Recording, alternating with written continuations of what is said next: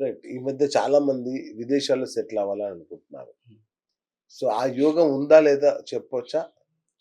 చెప్పొచ్చు సార్. ఆ! విదేశాల్లో సెటిల్ అవ్వాలంటే, ఇక్కడ మనం డిఫరెంట్ కొన్ని యాంగిల్స్ చూసుకోవాల్సుంటుంది. ఒకటి విదేశీ యానము, తర్వాత విదేశాల్లో సెటిల్ అవ్వడము, హ్మ్. విదేశాలకు వెళ్ళి తిరిగి రావడము. ఓకే. ఇలా 3 రకాలుగా చూసుకోవాల్సుంటుందనమాట. ఓకే. విదేశాల్లోనే పక్కాగా సెటిల్ అవ్వాలి అంటే స్థిరపడాలా? ఆ!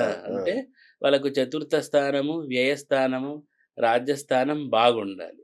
ఓహో!